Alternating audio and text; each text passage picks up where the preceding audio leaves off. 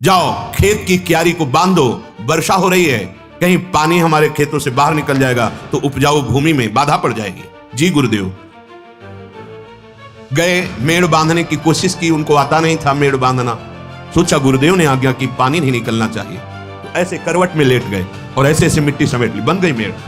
अब अगर उठते हैं तो मेड़ टूटती है, गुरु आज्ञा का उल्लंघन होता है। बस केवल सांस लेने के लिए गर्दन वैसे।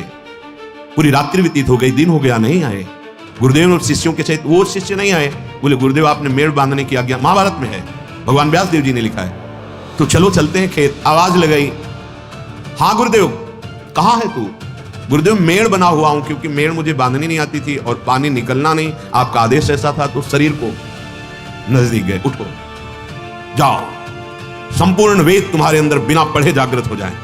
तत्वबोध हो गया, एक क्षण में तत्वबोध हो गया। जो ज्ञान के पंथ कृपाण के धारा, बहुत बड़ा दुर्लभ पद। एक बार एक गुरुजी अपने शिष्य से, बहुत वृद्ध थे, शरीर में पीड़ा थी, तो दबवा रहे थे, तो उनका बेटा पीठ पे चढ़ जाओ और पैर से दबा दो। उनका गुरुदेव नरक जाना है क्या, आपके ऊपर पैर रखेंगे? नहीं गुरुदेव ऐसा नहीं हो सकता। तो उनका जबान में लात मार दी, तो शरीर में मारने में क्या था? जबान में लात मार दी, अब शरीर में मारने में क्या था? चलो हटो जाओ यहां से। हो गई इसके बाद आज्ञा, ये मेरा शरीर नहीं, आपका हो तो अभी हम आपके ऊपर पैर रख देते हैं, आपकी आज्ञा हो, क्योंकि ये शरीर मेरा नहीं है, आपका है।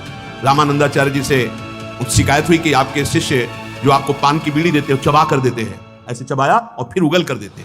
वो तो जानते ही थे, क्योंकि दांत थे नहीं, ठाकुर जी की प्रसादी पान की बीड़ी। बुलाया, ओह तुम ये अपराध करते हो, गुरु को अपना झूठा देते हो। नहीं गुरु जी, नहीं, ये पान की बीड़ी आप कैसे? नहीं गुरु जी, आपकी ओखली है, इस ओखली से कूट करके आपको देता हूं। अच्छा तो हमारी ओखली यहां रखो। उठाई चाकू रसोई से लाके काटने को, बोले बस। और शिष्यों को दिखाया, देखा ये पूरे शरीर को गुरु की वस्तु समझता है और तुम उस पर दोषारोपण करते हो कि गुरु को झूठा करके पान पवाता है। ये समझ, गुरु में तन्मयता है, गुरु में तन्मयता है। अगर हम अपने गुरु के अनन्य हैं तो मुझे गुरु की एक एक रुचि का पता हो जाएगा। अगर हम अपने गुरुदेव के अलावा किसी का स्पर्श नहीं करते तो गुरु का स्पर्श करते ही पता चल जाएगा हमारे गुरुदेव की इस समय स्थिति कहां है, किस भावना में हमारे गुरुदेव विचर रहे हैं। बड़ी अद्भुत गुरु निष्ठा का भाव होता है।